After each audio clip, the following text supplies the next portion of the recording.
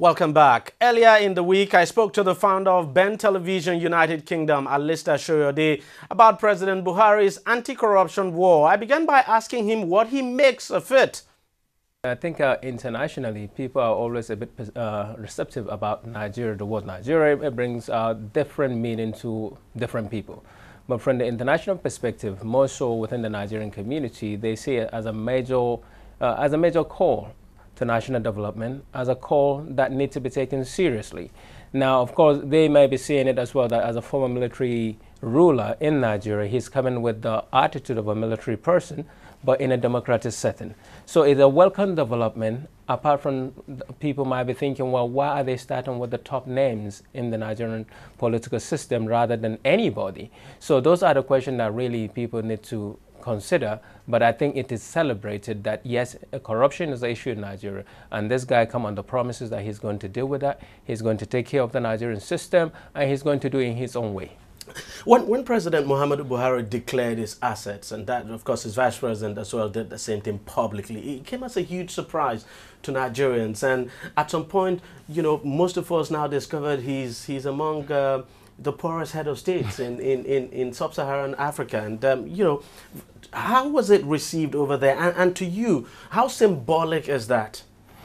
Well, if the Constitution of Nigeria absolutely demanded that people should declare their asset publicly, it meant that he has ventured into doing so. Funny enough, the Constitution does not say you must declare your asset publicly. Right.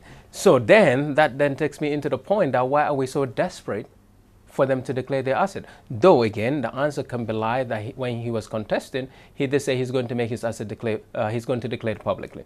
Now, of course, people are absolutely surprised, not totally that is his word, because people always believe that he hasn't got the means. But again, the biggest question is, as people were shocked and surprised, is wondering why is he actually that poor in the system among former head of state in Nigeria.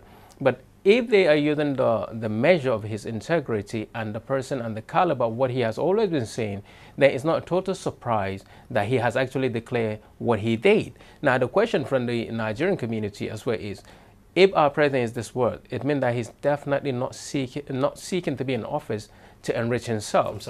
And the information and the characters of people around him absolutely indicators that is the type of person that Nigeria has right now. And he is there to make sure that it's not about enrichment. Based on his age, based on where he's coming from, he called himself a rebel Democrat in the system, and he's going to show how to rule from his own perspective.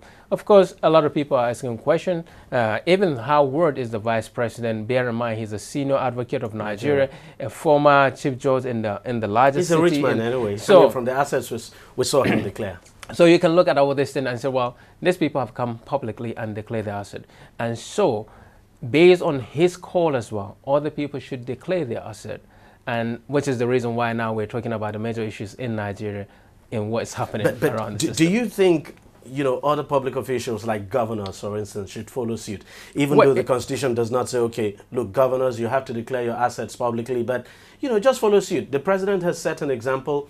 Follow suit, declare your assets as well publicly. I would say, Mr. J.D., already some governors have declared their asset. So bear in mind that Oyo State declare, it means that technically governors likewise should declare, if you're absolutely sure that you're there for the people and the people elect you to be in that position. So it's add value to the credibility of the person. But again, since it's not a constitutional requirement, there are some people that are so rich, and not everybody really wants to come forth and declare his asset because maybe it's not needed. He doesn't need to.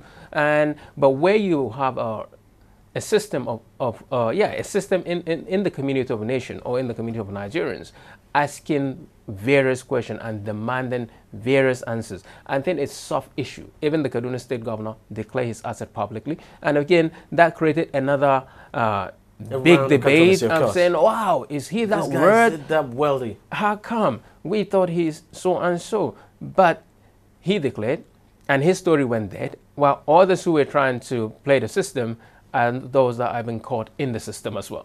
And so... But let's look at, generally speaking now, you take a look at, you know, this administration's fight against corruption.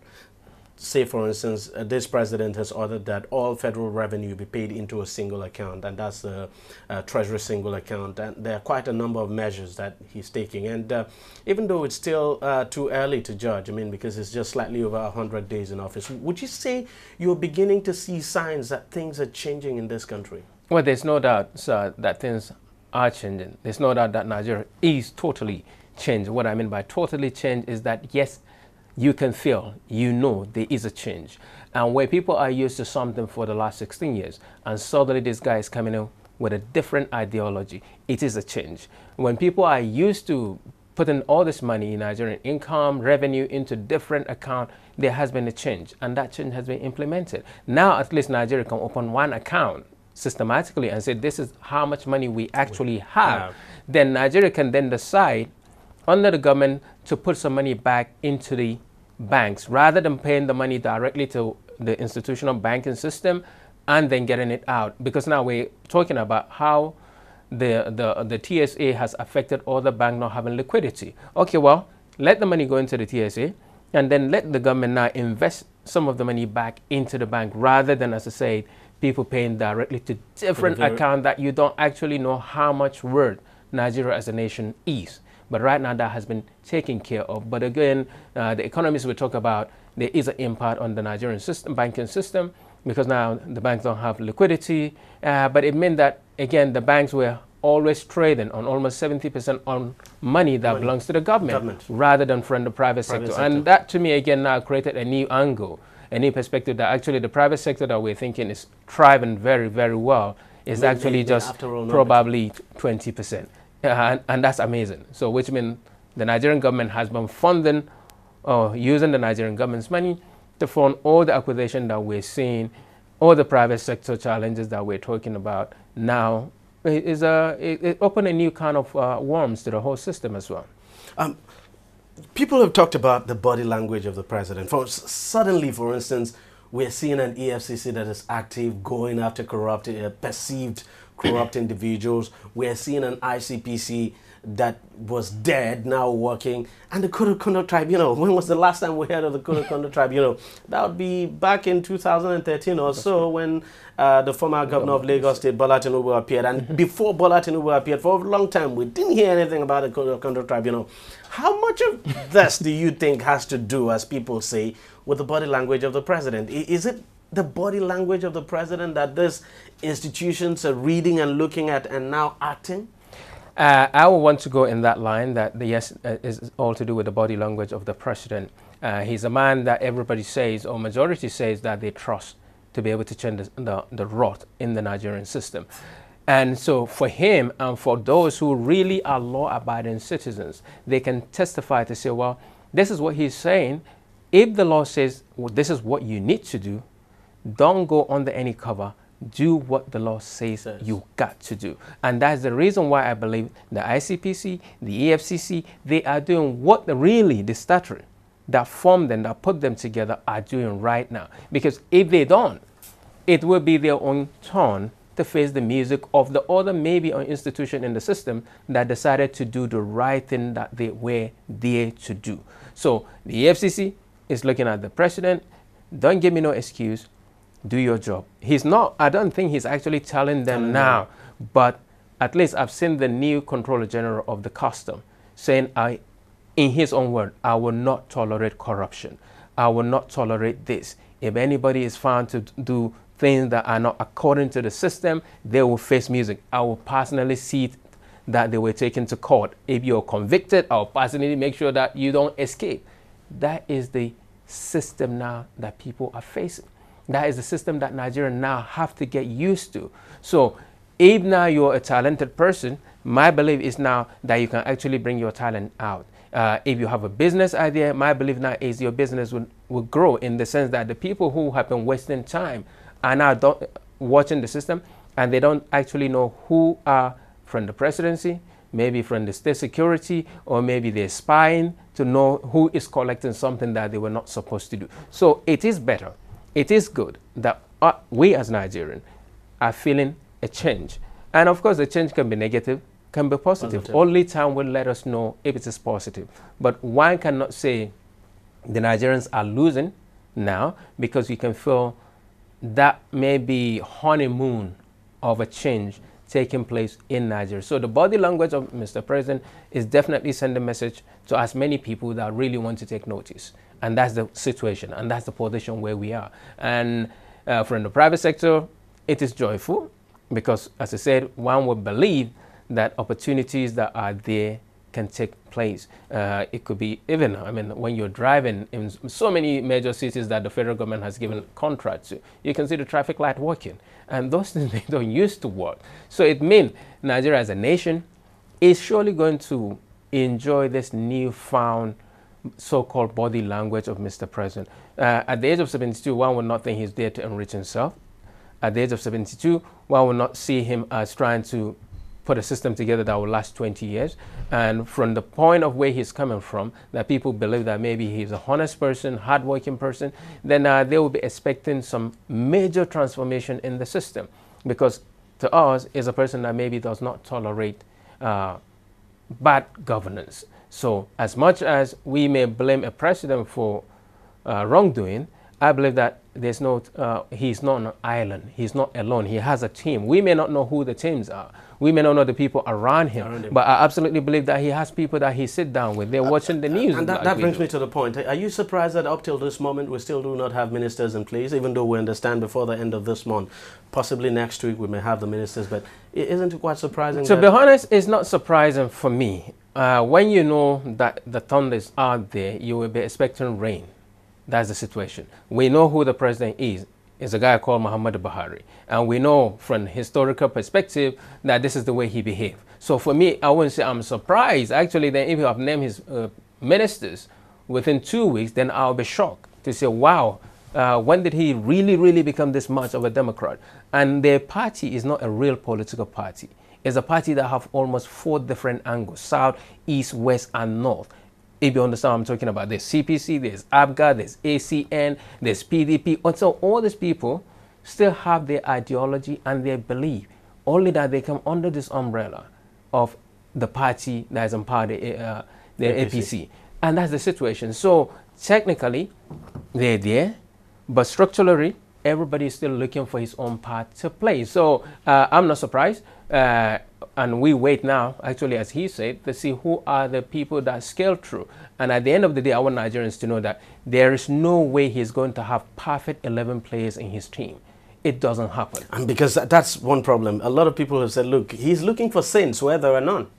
Well, that is just the reality of the situation. If we are now saying before that we all have corrupt leaders in the country, then it means if he's coming with 30 ministers, all of them will be corrupt. Normally, it would be 100% right.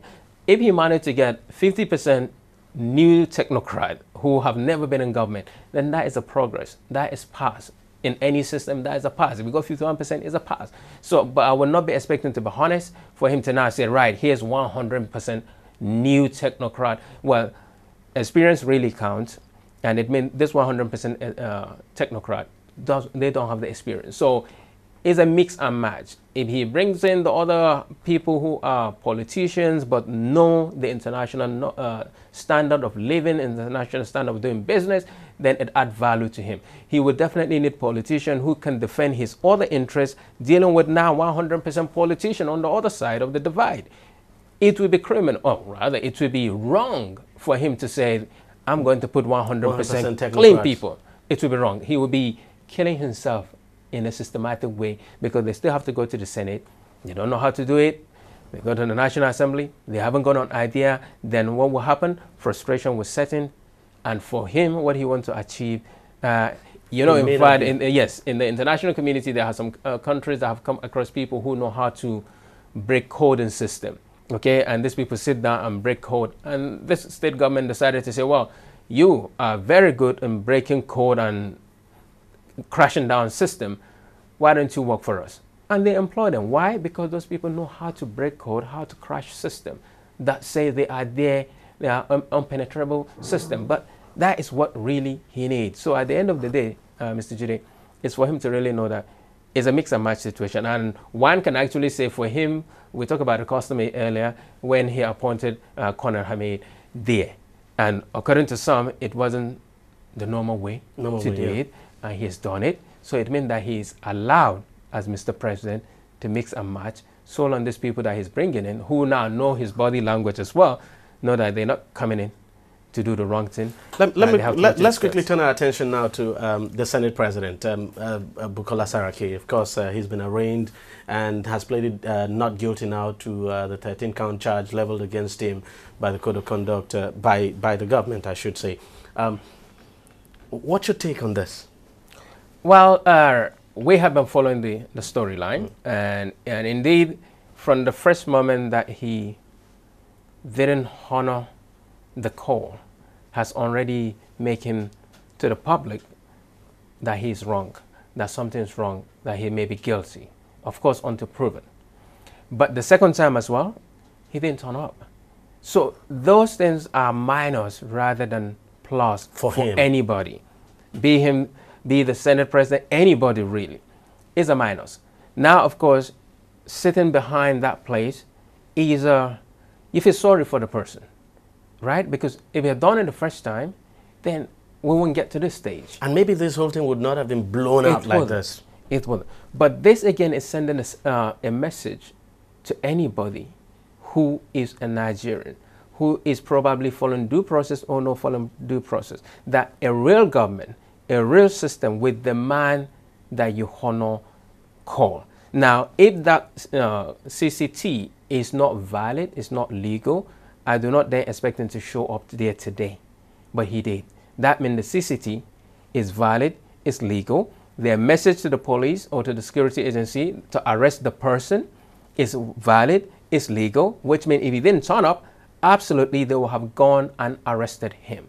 So it shows that the CCT are working, and now on their own code and conduct, they are deciding to follow due process. And so it's a sad situation, but for me, actually, either they find him guilty or not, message to Nigerian is, if you break the law, we'll come after you. No matter and remember, he is number 3 in the political system, exactly, in the government. So I don't know how many other people that are below, ordinary people, who they will call or who the system will call that will try to play the game like what we're seeing today. Because now Saraki is before that Code of Conduct Tribunal, now the CCT, as you said, just because he doesn't enjoy immunity. If he enjoyed the kind of immunity the president and the governors enjoyed, you wouldn't find him before that Code of Conduct Tribunal. Does this then go to say, does this clearly show the need to remove, you know, this immunity, especially for president and governors? Absolutely. Absolutely, it does. It allows, actually, this message is to Nigerians that whoever comes to you and accuse you wrongly, beat you up, you can definitely take them to the court. You can take them to the law enforcement agencies. You can report as a Nigerian, duly so. And this is again a message to the members of the National Assembly, the members of the State Assembly, and other people who felt that Nigerians are nobody. At the end of the day, the normal system that I know, we elected you to be there to represent us. And you are answerable really to us, not to anybody. And so the Nigerian people should feel empowered, strengthened, that they can actually call people to order.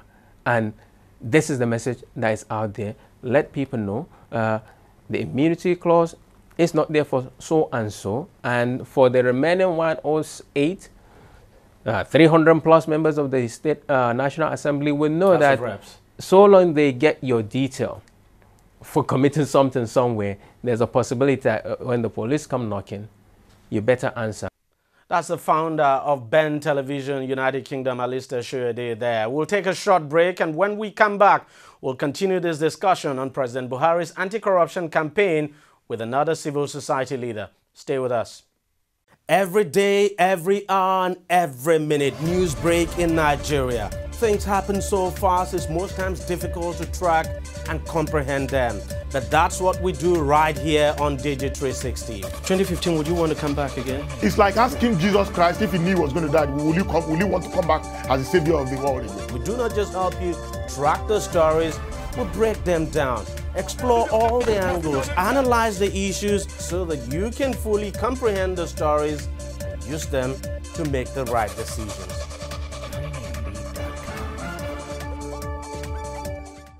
Mr. Awal Ibrahim Rafsanjani, thank you very much for talking to us on TV360. Let me start by asking you what you make of the anti-corruption campaign of President Muhammadu Buhari, because it appears the anti-corruption campaign is gaining momentum now and that the president is living up to his election promises.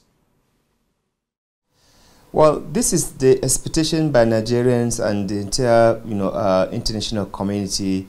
They want to see Nigeria, actually being serious, more committed, in the issue of anti-corruption and the impunity that, dealt with the country in the past. And, there's no doubt the president, of Nigeria is determined to ensure that, he do everything possible to actually ensure that the corruption and corrupt people actually, raise out, in the country. This is important because corruption has helped to undermine the development of this country. Corruption has helped to fuel, violence, both ethnic, communal, religious, and political violence because of corruption. So I think corruption has helped to undermine progress of this country. It has helped to divide Nigerians.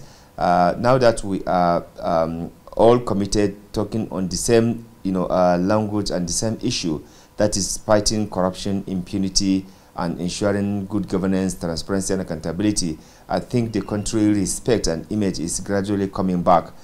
So we want to believe that we are on the track record. There should not be untouchable people. Anybody, no matter how highly powerful you are, if you breach the law of the land, there should be sanction on you. So we are very much happy to see that the anti-corruption agencies have actually woken up to their responsibilities and their mandate as enshrined in their laws. Okay, let me just quickly ask you, because I know your group, CISLAC, has actually been on the forefront in the campaign against corruption, and you've actually pushed previous government to do more to fight corruption. Would you say, from what you have seen so far, that you're satisfied with the way this current administration now is prosecuting this fight against corruption? Well, we will not say that we are absolutely 100% satisfied, because the government is just starting, and but so far from the political will and the body language of the president, we have seen that in some of the institutions that are created to fight corruption, they have certainly woke up to their responsibility, and this is really a good sign that if we are determined to do the right thing in the country, it is possible to do that. However, we need the support and buy-in of all Nigerians, to be able to fight corruption and for the government to succeed. That is why, those who are renting some individual to protect the corrupt people or the alleged, corrupt people, we should not let them, have their way to continue to divide us, and while the public, continue to suffer from the, monumental looting and stealing, and of course corruption that they have continued to do. So I think we still need the buy-in of all Nigerian institutions, be it the legislature, be it executive, be it judiciary, be it the media and civil society, as well as the community. We need everybody to say no to corruption and insist on more transparency and accountability in governance. People have said, look, one of the biggest challenges that this administration is going to confront in its fight against corruption is the judiciary. What would be your take on that? Well, I think the judiciary, they also know that Nigerians are not going to tolerate any chicanism. I think the judiciary, they also know that the era of impunity, the era of bastardization of the judicial system is gradually dying. So they too, they will want to be seen to be doing their best to contribute to the fight against corruption. And I think that is why the court did not grant the Senate President that kind of judgment to undermine or not to even come to the tribunal. I think it is just the beginning of how the judiciary itself is going to begin to reform its integrity and credibility in the eyes of Nigerians. Another issue I would want to discuss with you is that, you know, most people, especially critics of this government, have said, look, they would only begin to take the anti-corruption fight of this administration seriously if the government began investigating or doing something about its own members who are perceived to be corrupt. Now that the Senate president is being investigated and is being tried on alleged corruption, and the Senate president, of course, being a member of the ruling All Progressives Congress, do you think that would go a long way in convincing people to believe more in this, the anti-corruption posture of this government? Absolutely. This is a very good example to show that there's no favoritism, there's no selection, and because before even the Senate president, who is a member of the ruling party, other people like the former governor of Adamawa State and his son, who is a sitting senator, have also been, taken to court. So I think, anybody who has doubts that this fight against corruption is for, all, and nobody is going to be spared, I think this has further confirmed that it is not about, selective, or it is not about being loyal or, being, ethnic or religious or geographical, consideration. I think Nigerians are tired of corruption and corrupt people, because the corruption and corrupt people have undermined their progress, and now they are tired of that. So nobody can use or hide under ethnicity, religious, geographical location, or political affiliation to undermine the rule of law in Nigeria. Now, do you expect to see more people, top government officials in the previous government, of course, being arraigned in the coming days, weeks, and months? Absolutely. Anybody who has a case, and if the anti-corruption agencies, they are convinced based on the law setting, those agencies, when they have evidence to show that, XYZ has committed, offense, I think, they will not be shy, or they will not be afraid to, call that person to answer whatever, allegation. I think it is important that we encourage the anti-corruption agencies to do this work. Otherwise, Nigeria reputation and respect that is beginning to restore will not be sustained if we don't, support the anti-corruption agencies to do their work based on law of the land. Let me ask you a final question before I let you go. Buhari has been in government now. That's President Buhari has been in government for just slightly over 100 days. Of course, it still has quite a number. We still have almost 4 years in the life of this government left. And you think we are likely going to see this government sustain this momentum till the end of its tenure? Absolutely. They have no option. The government have no option than to maintain this momentum, because that is the basis on which Nigerians really voted for the president, because they believe that, he has what it takes to actually deal with the issue of security, corruption, insecurity, and be able to restore the integrity and the credibility of Nigerians and Nigeria, both at home and abroad. So I believe that the government has no option then to sustain and maintain this momentum. Mr. Al Musa Rafsanjani, thank you very much for joining us on the program. Thank you very much too. Thank you. Well, that's it on the program. If you want to watch it again, it's simple. Just go to our website, is tv360nigeria.com. You'll find a lot of programs there, and of course, quite a lot we have there. You can also watch us on YouTube by subscribing to our YouTube channel. It's youtube.com/TV360Nigeria, or follow us on Google Plus at TV360Nigeria, or simply like us on Facebook. The address is facebook.com/TV360online. You can also follow us on Twitter. Our handle is at TV360Online. Thank you very much for watching. We'll see you again next week.